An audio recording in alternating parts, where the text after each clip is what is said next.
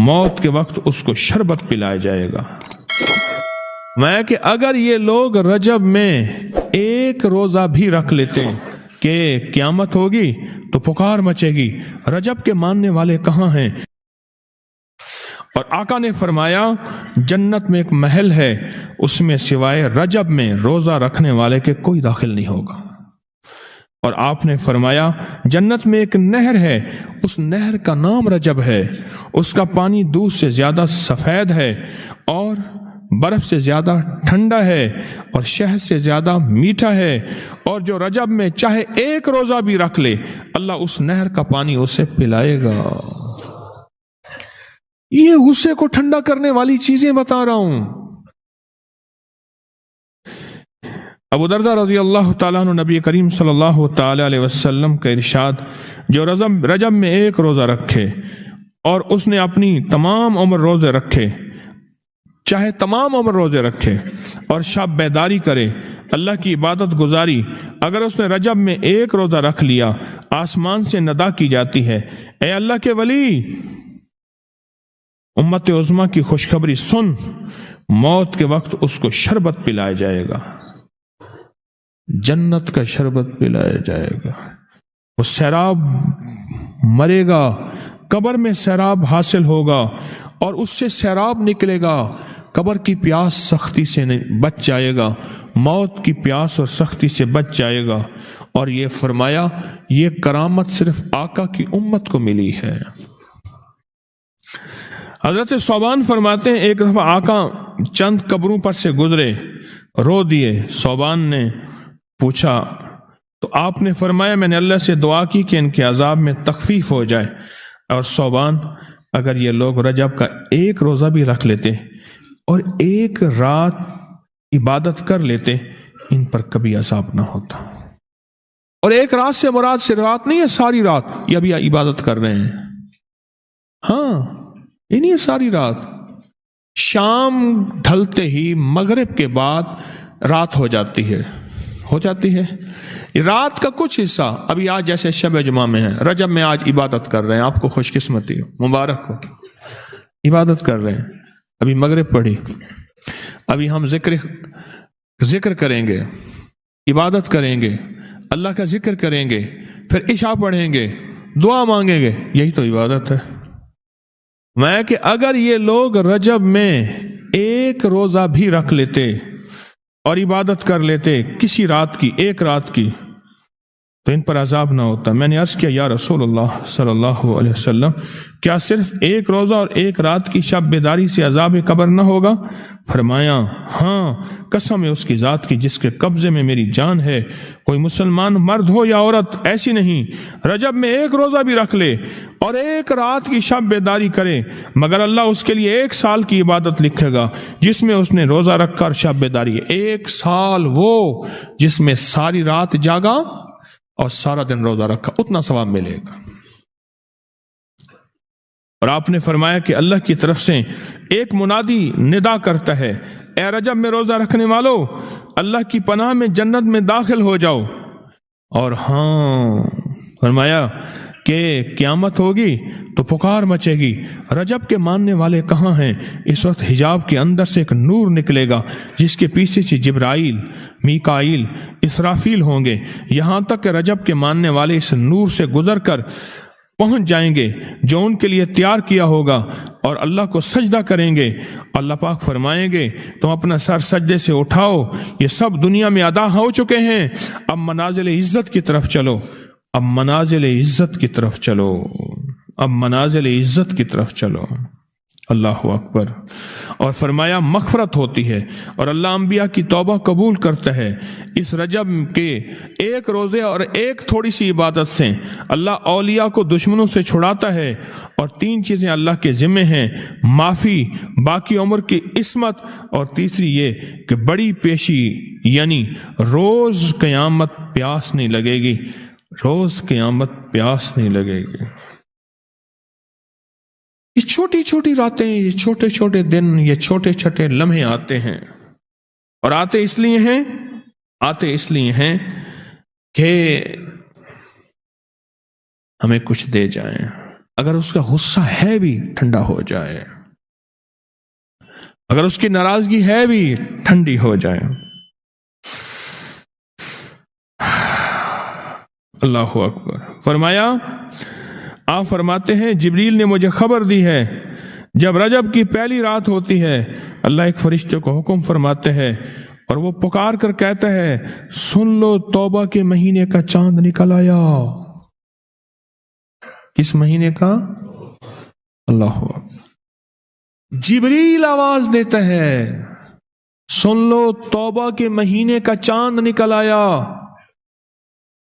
آ جاؤ اپنے لیے توبہ، امت کے لیے توبہ، اپنی نسلوں کے لیے توبہ، اپنی پچھلی نسلوں کے لیے توبہ، اپنے لیے، اپنے لمحوں، اپنی راتوں کے لیے توبہ، اپنے دن کے لیے ندامت اور توبہ۔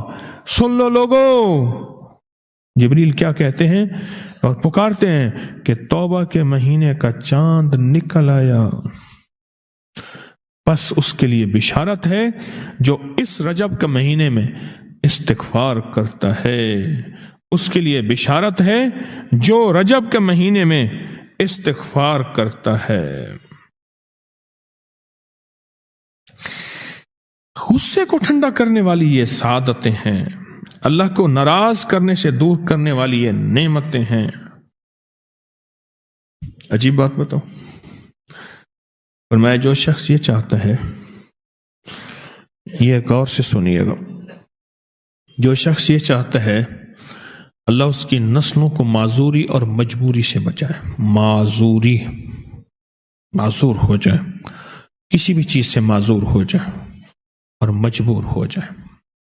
میں نے آپ کو اپنی مجبوری کا قصہ سنایا تھا، اس دن معذوری اللہ مجبوری سے بچائے کہ بے بس ہو جائے، مجبور ہو جائے۔ اور جو شخص یہ چاہتا ہے کہ اس کے ماتھے پہ نصیب اور بخت اور مقدر اتنا لکھا ہوا ہو انسان بھی پڑھ سکے، یہ میری خوشخبری یاد رکھیے گا، اتنا واضح ہو انسان بھی پڑھ سکے، بخت، نصیب، مقدر، عزت، دولت۔ اور تیسری، جو شخص یہ چاہتا ہے اس کی پیشانی کبھی سجدوں سے محروم نہ رہے اور فرشتے اس کی پیشانی سونگ کر بتا دیں کہ یہ وہ لوگ بندہ ہے جس کے سجدے واقعی تھے، تو فرمایا وہ کبھی بھی زندگی میں کسی ایسی اللہ کے دوست کی محفل کو تلاش کرے جو لازم شب جمعہ میں ہو۔ اور یہ وہ ہے، اللہ کا دوست میرا مرشد ہے، میں ان کا غلام ہوں، اپنی نہیں کہہ رہا۔ شب جمعہ، یہ شب جمعہ، جمعرات تسبیح خانے میں، اور پھر تسبیح خانے میں دعا ہوتی ہے، تھوڑی دیر کی یہ محفل ہوتی ہے۔ فرمایا آنے والے حضرات اور پوری دنیا میں اس میں شامل ہونے والے حضرات آن لائن، وہ اپنے بخت پیشانی پہ نصیب لکھواتے ہیں، سجدوں کی خوشبو بنواتے ہیں اور اللہ کے خزانوں سے پاتے ہیں۔ یہ وہ خوش قسمت ہیں جو شب جمعہ کا انتظار کرتے ہیں۔ کیا نصیب ہے، کیا مقدر ہے۔ آئے میں آپ کے خط کا ایک دوسرا حصہ بھی پڑھ کے سناتا ہوں، اور ہم ایسے ہی اللہ سے دوستی کریں۔ سنیں، ایک بار میں اور امی اپنی گندم کے کھیت خالی ہونے پر جو پیچھے بوٹی اور گھاس رہ جاتی اسے آگ لگا کے، کھیت تو خالی صاف کرنے کے لیے آگ لگائی، گندم کا نا کاٹ کے ایک چیزوں کو آگ لگا دیتے ہیں،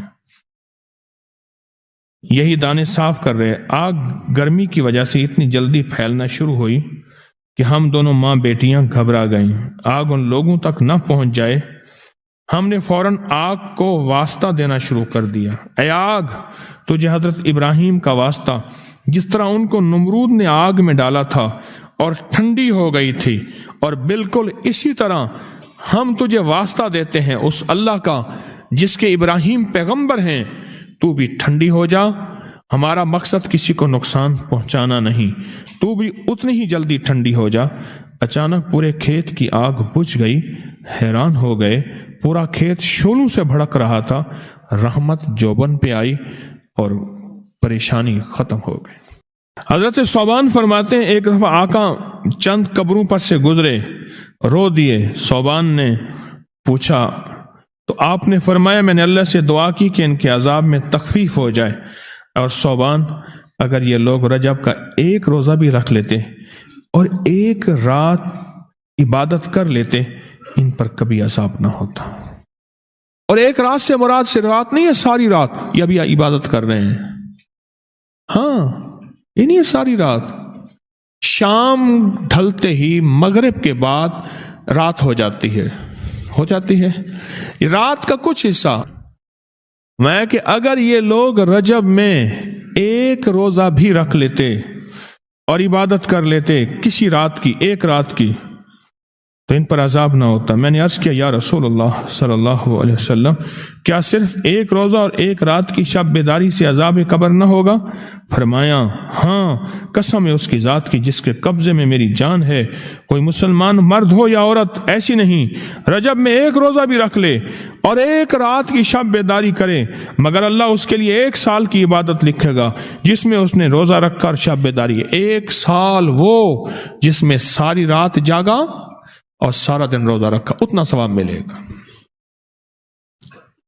اور آپ نے فرمایا کہ اللہ کی طرف سے ایک منادی ندا کرتا ہے، اے رجب میں روزہ رکھنے والو، اللہ کی پناہ میں جنت میں داخل ہو جاؤ۔